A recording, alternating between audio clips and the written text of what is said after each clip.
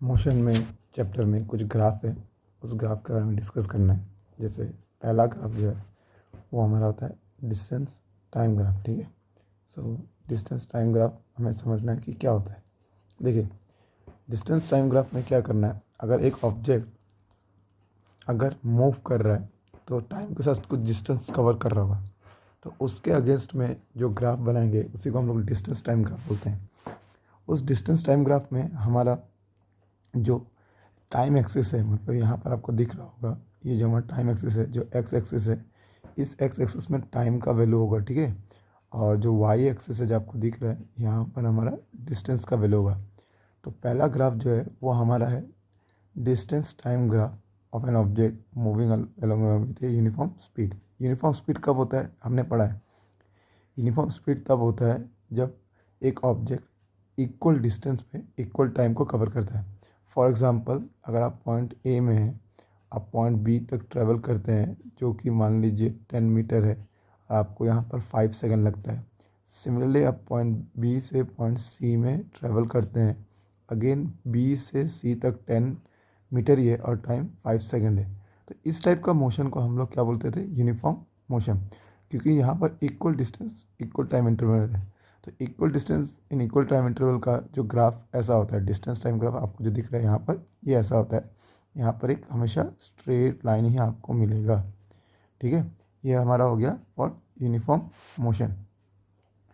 अब देखिए, non uniform motion का भी एक ग्राफ होता है, जैसे आपको यहाँ दिख रहा होगा। This is distance time graph for a car moving with non uniform speed. Non uniform speed या नॉन यूनिफॉर्म मोशन। तो नॉन यूनिफॉर्म स्पीड क्या था, जब कार डिस्टेंस ट्रेवल तो कर रहा है, ठीक है, मान लीजिए 10 मीटर में जा रहा है, यहाँ पर पहले 5 सेकंड लिया, फिर अगेन यहाँ से यहाँ तक 10 मीटर है और यहाँ पर इसने 4 सेकंड लिया। अगर ये यहाँ से यहाँ मूव कर रहा है, 10 मीटर है बट कुछ और टाइम ले रहा है, मान लीजिए 4.5 सेकंड लिया। तो इस तरीके से हम देख सकते हैं कि डिस्टेंस तो इक्वल है बट टाइम ये अलग अलग ले रहे हैं। तो इस टाइप के मोशन को हम लोग नॉन यूनिफॉर्म मोशन बोलते हैं। तो उसके लिए ग्राफ हमेशा कुछ ऐसा बनता है, मतलब वो जनरली स्ट्रेट लाइन होगा, वो कुछ नॉन लीनियर फॉर्म में होगा, जो कि यहाँ पर दिख रहा है। इसके अलावा इस टाइप के मोशन में जो हमारा है ग्राफ कुछ ऐसा भी बन सकता है, ऐसे। ठीक है, तो मतलब ये लीनियर नहीं होगा, ये थोड़ा ऐसे भी बन सकता है, तो आपको थोड़ा ध्यान देना है। ठीक है, थोड़ा यहाँ पर गलती हो गया मुझसे, ये अंदर की तरफ कर्व नहीं होगा। ठीक है, ये अंदर की तरफ नहीं जाएगा, ये हमेशा ऐसे ही जाएगा। ठीक है, तो आपको यहाँ पर समझना होगा, नॉन यूनिफॉर्म मोशन में हमेशा ग्राफ जो होता है वो स्ट्रेट लाइन नहीं होगा, बट यूनिफॉर्म मोशन में ग्राफ क्या होगा, स्ट्रेट लाइन। चलिए यहाँ से एक और बात समझ लेते हैं। देखिए, डिस्टेंस टाइम ग्राफ का यूज़ करके ना हम पर्टिकुलरली स्पीड निकाल सकते हैं। फॉर एग्जांपल, इस ग्राफ में देखिए, इस ग्राफ में मान लीजिए आपने पॉइंट बी से सी तक का वैल्यू लिया। ठीक है, सॉरी बी से सी बोल रहा हूँ, यहाँ से ए है, suppose this point is a. अगर ये देखिए यहाँ पर दिया हुआ है, ये हमारा पॉइंट, मान लीजिए मैं पॉइंट यहाँ ए ले रहा हूँ और पॉइंट बी मैं यहाँ पर ले रहा हूँ। ठीक है, तो इन दोनों के बीच में आपका स्पीड कितना था, आप निकालना है। तो हमें स्पीड का जो फॉर्मूला पता होता है, स्पीड होता है हमारा डिस्टेंस बाय टाइम। तो देखिए, यहाँ से बी से सी तक जाने में कितना डिस्टेंस लिया, अगर डिस्टेंस निकाल, डिस्टेंस वाई एक्सिस में, तो हम यहाँ से सिंपल एक लाइन ड्रॉ करेंगे और यहाँ से भी एक सिंपल स्ट्रेट लाइन ड्रॉ करेंगे। तो ये जो वैल्यू है यहाँ पर ये जो वैल्यू है, ठीक है, मान लीजिए यहाँ पर ये 25 है और यहाँ पर 40 है, तो ये जो एक्चुअल में ये जो वैल्यू है हमारा, ठीक है, ये डिस्टेंस रिप्रेजेंट कर रहा है। तो इसको हम लोग कैसे निकालेंगे, सिंपल 40 माइनस 25, तो हमारा कितना आया, 15। मतलब ये 15 किलोमीटर ट्रैवल कर रहा है। टाइम कैसे निकाल, सिंपल हम टाइम यहाँ से नीचे जाएंगे और यहाँ से भी सिंपल नीचे आएंगे एक्स एक्सिस में।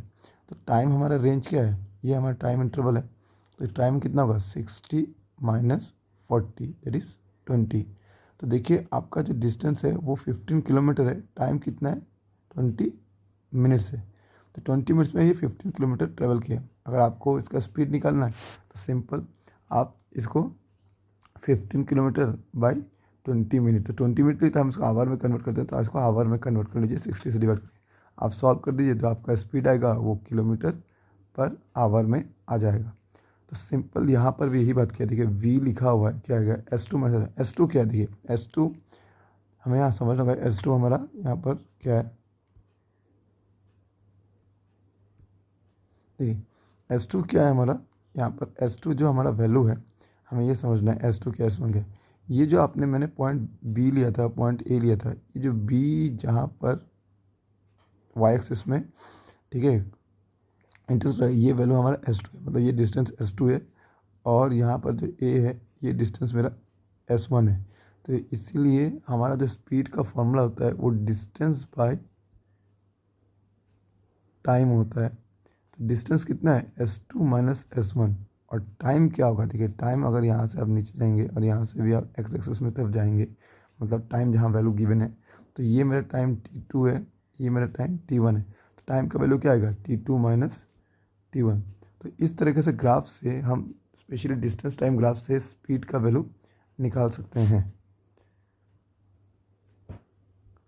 तो देखिए यहाँ पर मान लीजिए अगर ये स्पेसिफिकली यहाँ पर डिस्टेंस की जगह ना हो कि ये डिस्प्लेसमेंट हो जाता, ठीक है, हमें अगर डिस्प्लेसमेंट दिया होता है, यहाँ डिस्टेंस ना हो गए, तो हम यहाँ से वेलोसिटी भी निकाल सकते हैं कि वेलोसिटी क्या होता है, वेलोसिटी हमारा जो होता है वो डिस्प्लेसमेंट बाय टोटल टाइम होता है। वेलोसिटी हमारा क्या होता है, डिस्प्लेसमेंट बाय टोटल टाइम, ठीक है। तो यहाँ पर यही बात लिखा हुआ है कि the area enclosed by a velocity time graph and time axis will be equal to the magnitude and magnitude of the displacement, ठीक है। सॉरी ये मैं दूसरा टॉपिक का बोल दिया, यहाँ पर ये नहीं है, ये याद रखिएगा। अगर डिस्प्लेसमेंट निकालना है, सॉरी स्पीड वेलोसिटी निकालना है, अगर यहाँ डिस्टेंस की जगह डिस्प्लेसमेंट दिया तो हम निकाल सकते हैं ना। हमारा नेक्स्ट टॉपिक है वेलोसिटी टाइम ग्राफ। जैसे कि डिस्टेंस टाइम करते हैं यहाँ पर वेलोसिटी, तो वेलोसिटी यहाँ पर हमेशा हमें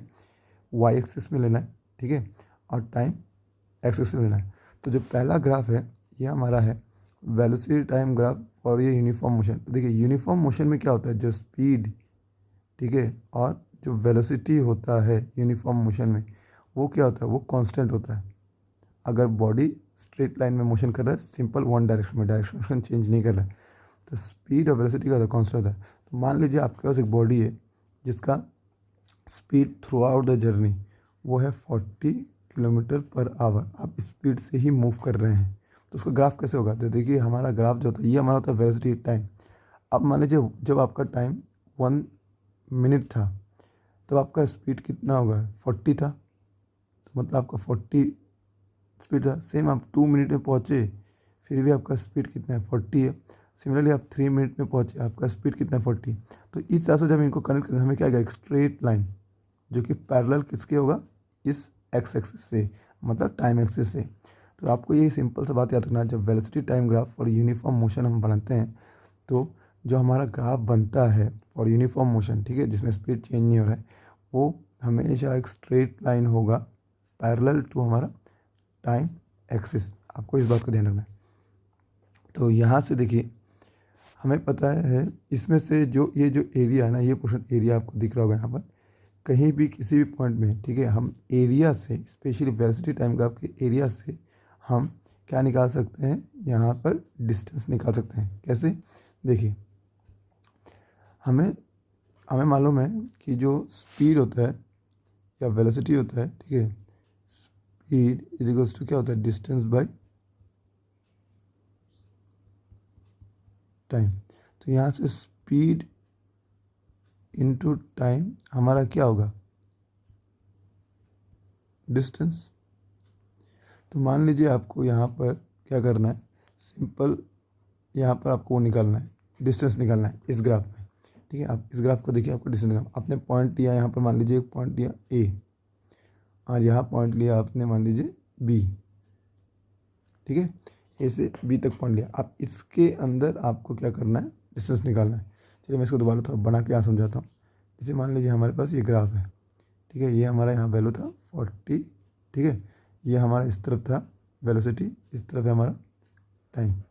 मान लीजिए यहाँ पर एक पॉइंट लेते हैं, दिस इज पॉइंट ए, और यहाँ टाइम था मान लीजिए 1 मिनट, और यहाँ टाइम लेते हैं हम मान लीजिए 5, ठीक है। मिनट। तो यहाँ पर हमें क्या निकालना है, डिस्टेंस निकालना है। तो सिंपल यहाँ पर अगर डिस्टेंस निकालना है पॉइंट ए से लेके बी तक, तो इसके बीच का जो एरिया होगा ना वही डिस्टेंस देगा। कैसे, ये देखिए ये एक बन रहा है रेक्टेंगल। तो रेक्टेंगल का हम लोग का एरिया क्या होता है, रेक्टेंगल का एरिया जो होता है वो हमें होता है लेंथ इंटू ब्रेथ।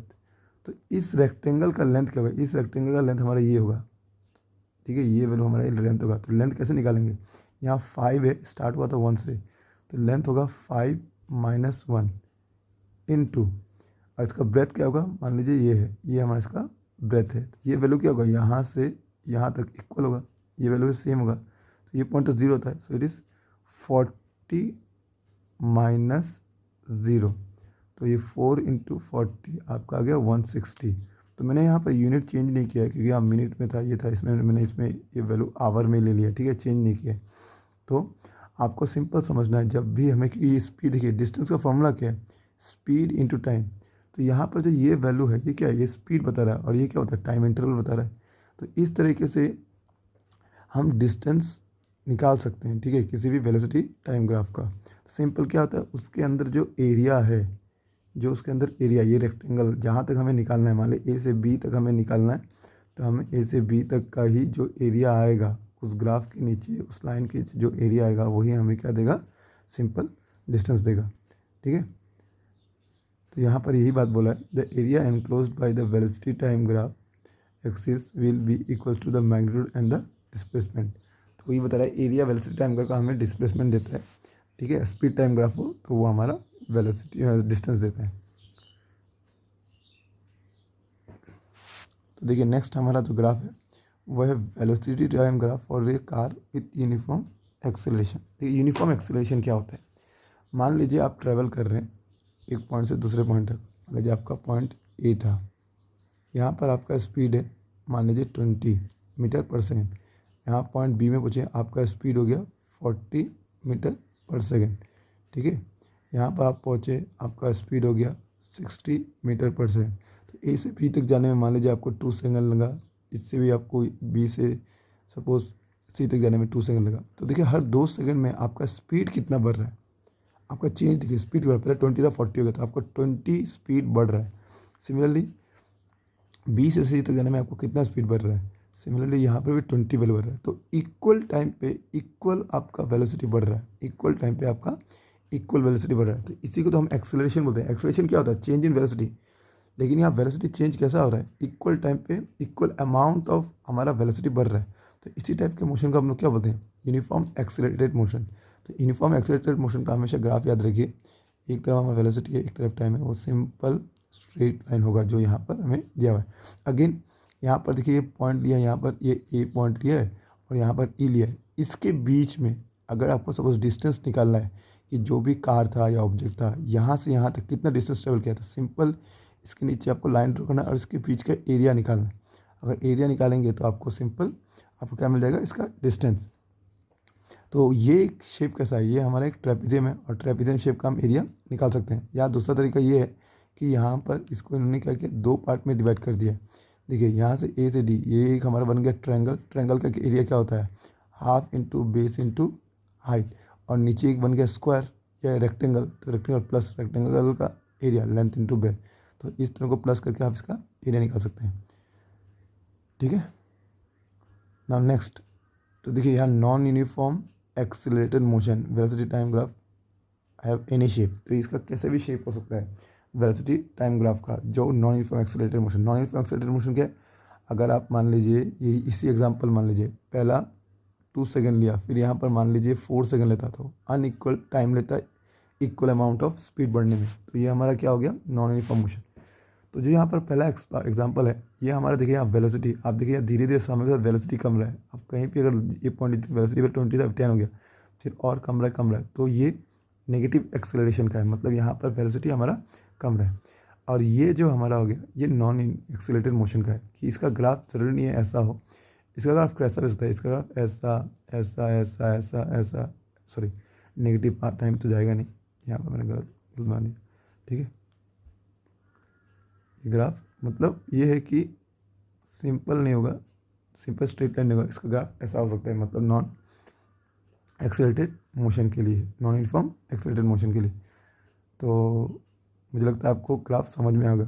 फिर हमारा नेक्स्ट जो टॉपिक है वो है इक्वेशन ऑफ मोशन। देखिए हमारे 3 इक्वेशन ऑफ मोशन है, v equals to u plus a t, s equals to half u t plus half a t square और twice a s equals to v square minus u square. तो इससे हमें कुछ numerical solve करना है। तो यहाँ v जो है फाइनल वेलोसिटी, u क्या होता है इनिशियल वेलोसिटी, a क्या है एक्सेलरेशन, t क्या है टाइम, और s किस चीज़ को डिफाइन करता है डिस्टेंस या डिस्प्लेसमेंट। ठीक है, तो आप इसको याद रखिए। ना नेक्स्ट हमारा टॉपिक है जो इंपॉर्टेंट टॉपिक है यूनिफॉर्म सर्कुलर मोशन। सो यूनिफॉर्म सर्कुलर मोशन जो है हमें समझना है। सर्कुलर का मतलब क्या है, जो सर्कल में मूव कर रहा है। अगर कोई ऑब्जेक्ट आपका सर्कल में मूव कर रहा है, ठीक है, तो वो सर्कुलर मोशन में। तो यूनिफॉर्म सर्कुलर मोशन क्या है, तो यूनिफॉर्म सर्कुलर मोशन है जब उसका स्पीड चेंज ना हो रहा हो। जब ये सर्कल में मूव कर रहा हो तो उसका स्पीड चेंज ना हो रहा हो। तो यहाँ पर देखिए क्या बोल रहे हैं, velocity of an object changes, we say that the object is accelerating. जब हमें पता है वेलोसिटी चेंज से एक्सलेट हो रहा है, the change in the velocity could be due to the change in its magnitude and the direction of motion और both. तो समझो यहाँ पर क्या बोल रहा है, वेलोसिटी का मतलब क्या देखिए, वेलोसिटी दो चीज़ों से बनता है। वेलोसिटी दो चीज़ें बनता है, एक है स्पीड का मैग्नीट्यूड, अब दूसरा है डायरेक्शन। ठीक है, तो अगर वेलोसिटी को चेंज करना है या तो वैल्यू को चेंज कर लीजिए। मान लीजिए कोई ऑब्जेक्ट 10 मीटर पर सेकंड के स्पीड में था, ठीक है, प्लस वो ईस्ट डायरेक्शन में था, तो या तो आप इसका मैग्नीट्यूड चेंज कर दीजिए, इसको बना दीजिए, सपोज स्पीड बढ़ा दिया इसने या वेलोसिटी बढ़ा दिया तो 12 हो गया, तो ये वेलोसिटी चेंज हो गया। या तो सिंपल इसका जो मैग्नीट्यूड है वो 10 ही रहे, लेकिन डायरेक्शन आप चेंज करिए, ईस्ट की जगह अब उसको बना दीजिए साउथ की तरफ मूव कर रहा है। तो ये 10 मीटर पर सेकंड, अभी भी ये 10 मीटर पर सेकंड के हिसाब से दौड़ रहा है, लेकिन ये साउथ की डायरेक्शन में। तो यहाँ पर जो हमारा वैल्यू है, न्यूमेरिकल वैल्यू, ठीक है, जो ये जो हमारा जिसको मैग्नीट्यूड बोलते हैं, ये चेंज नहीं किया, लेकिन डायरेक्शन चेंज किया। तो डायरेक्शन चेंज होने पर वेलोसिटी चेंज होता है, बट स्पीड चेंज नहीं होता है। क्योंकि हमें मालूम है जो स्पीड है वो हमारा क्या है, स्पीड जो है डायरेक्शन के ऊपर डिपेंड नहीं करता है। स्पीड डायरेक्शन के चेंज होने पर चेंज नहीं होता है, वो सिंपल वैल्यू चेंज होने पर, मतलब उसका मैग्नीट्यूड चेंज होने पर ही होता है। ठीक है, क्योंकि स्पीड जो है डायरेक्शन डिपेंडेंट क्वांटिटी नहीं है। बट वेलोसिटी क्या है, वेलोसिटी में दो चीज़ आता है, एक होता है मैग्नीट्यूड, दूसरा होता है डायरेक्शन। अगर आप वैल्यू को चेंज करें, मैग्नीट्यूड को चेंज करें, तो भी बोलेंगे स्पीड चेंज हो गया, वेलोसिटी चेंज हो गया। और अगर किसी का डायरेक्शन को चेंज कर दें तो भी हम बोलेंगे कि उसका हमारा वेलोसिटी चेंज हो गया।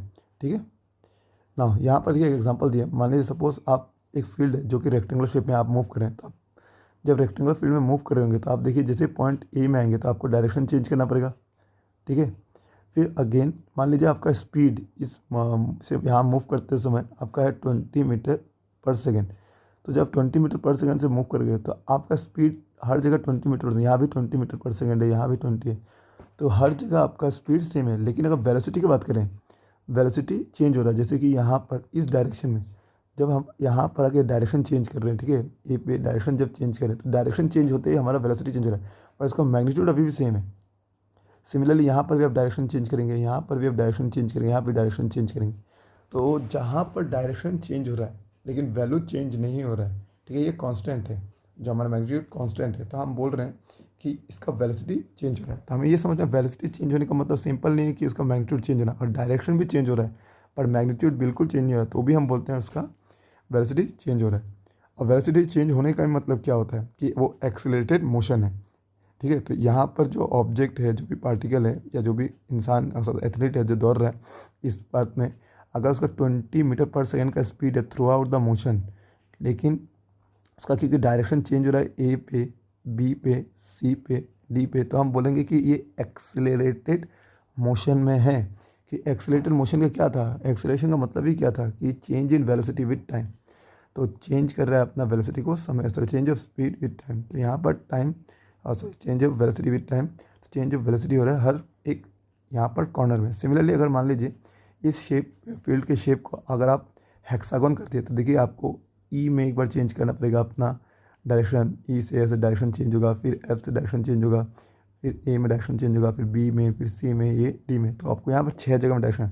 सिमिलरली इसको अगेन आप अगर ज़्यादा साइड बना दें, इसमें 8 साइड कर दें, ऑक्टागोन में बना दें, तो यहाँ पर देखिए ए में साइड चेंज हो रहा है, बी में, सी में डायरेक्शन चेंज हो रहा है, डी में डायरेक्शन चेंज हो रहा है, ई में डायरेक्शन चेंज हो रहा है, एफ में डायरेक्शन चेंज हो रहा है, जी में डायरेक्शन चेंज हो रहा है, एच में डायरेक्शन चेंज हो रहा है।